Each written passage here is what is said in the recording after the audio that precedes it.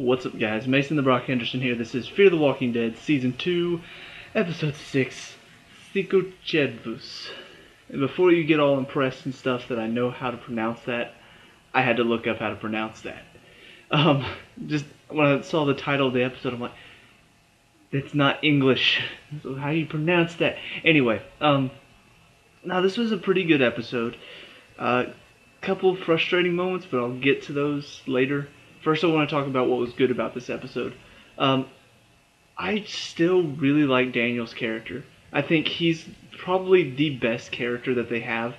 He's got a lot of backstory that we don't even really know yet. He's got probably the most compelling story out of the group, and just I really enjoy seeing what he's going through. That one scene at the church where the kid walker's coming to attack him, and he grabs him by the throat and is about to stab him, and has a flashback to whatever he had to do. It involved him, he had a kid by the throat then too, so it makes me wonder what happened. I hope we get more of that. We already got, we got Strand's backstory just out of nowhere a couple episodes ago. I want to see Daniel's backstory. Like, you could tell he's really tortured by what he's done. The voices he was hearing last episode, and now he's having a flashback in this episode, and you can just see it's really haunting him, and Ophelia is really worried about him as well. So, yeah, it's probably the best part of the show so far, is seeing Daniel and who he is. And you can see, like I said, Ophelia is really worried about him. At one point, she goes with Nick to this place where people pray, I guess, and starts praying to her mother, saying, I'm really worried about Papa and all of that stuff. Don't know why she brought Nick, but for some reason he started having flashbacks to the church. He talked about how he was tired of all the death when he was talking to that Cynthia? Or Celia, I think? I can't remember what her name was, but anyway. So yeah, that was definitely the best part of this episode, and probably the best part of the season so far is just Daniel. The opening scene was kind of strange. First, I don't know exactly what happened, but apparently they were supposed to pay these guys off, and then something went wrong. We didn't get to see what happened. It all happened off screen, and all of a sudden that one guy that Nick went to find for Strand is now dead, and so are the two guys that came on the boat.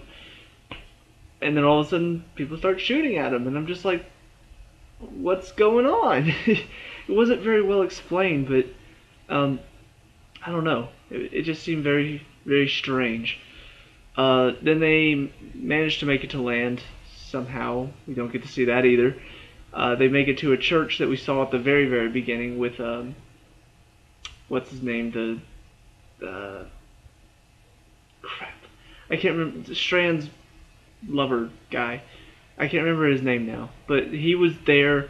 The people were like going under some sort of service and talking about, we need to fight against the evil, and then all of a sudden they die. Like, blood pours out of their eyes, and the main pastor is like, she killed us or something like that. Come to find out later, that's actually Cynthia, whatever her name is. She poisoned them all for some reason that I'm sure we'll discover later.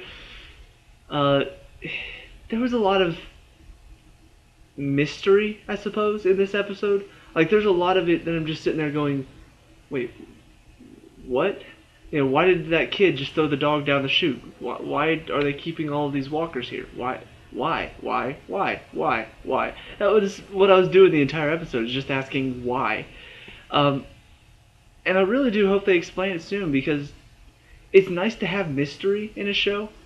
If you watch some of my other reviews of other shows, some of these shows give away the mystery way too early.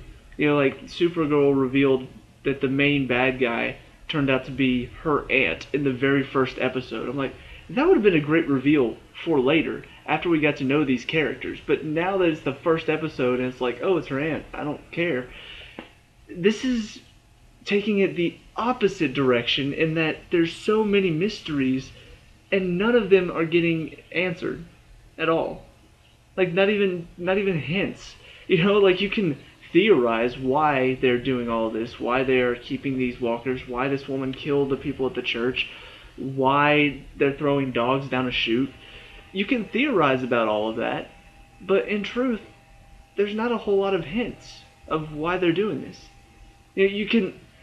I'm assuming the dog being thrown down the chute was food for the walkers that they're keeping there, and that these walkers are being kept there because they think they are still family, kind of like the people at the farm in season 2 of The Walking Dead. They kept them all in that barn because they thought they were still family and that they could still be brought back.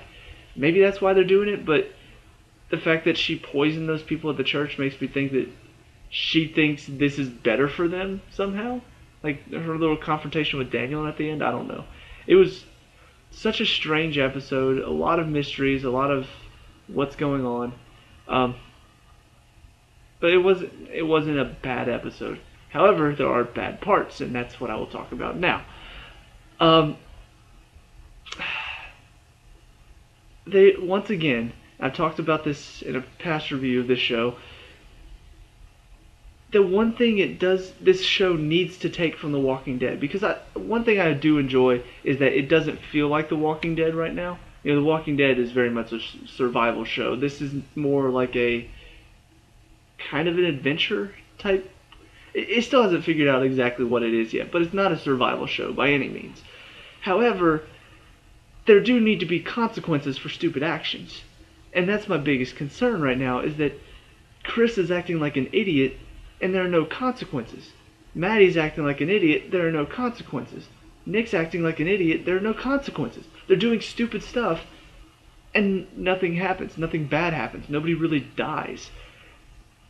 I'm not saying start killing off all your characters, because then yeah, we'll be The Walking Dead, but still, you can't write these characters to do stupid things and then they just get away with it. Chris tries to just let Maddie die because she said that she doesn't think the guy was sick whenever Chris shot him. Like, she's the only one who came to comfort you after that, you moron. But because of that, he's like, I'm gonna let you die because of this Walker woman. Yeah, I'm gonna let you die.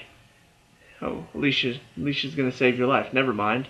I'm gonna later. It was just so weird that he decides to do that all of a sudden. The world has just changed. Somebody told me it's only been like a few weeks since what happened in the first season. It's only been a few weeks since then. And yet, these characters are acting like they've been involved in this apocalypse for years now. Like, this is not a decision I would make. If I was with a group of people, and this whole zombie apocalypse thing just happened, and one person questioned me, or something I did, questioned my motivations, I would not, at the very next second they possibly might die, I would not just be like, I'm not going to help you. I'm going to let you die. That's not realistic. That's not what we would do. And that's frustrating for me, because one of the great things about the first season of the show is that you could actually look at it from your point of view and say, what would I do in this situation? And much more so than in The Walking Dead, where it's a few years now, actually it's 6 years now, since the apocalypse even happened. We could theorize what would I be doing 6 years into an apocalypse, but we can't honestly look at it and say, yeah, I would do that.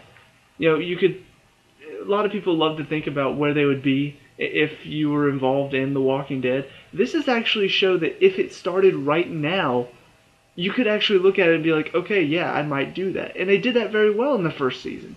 All of the should we or should we not kill them, is there a cure, are they still people, that's something that would actually be happening.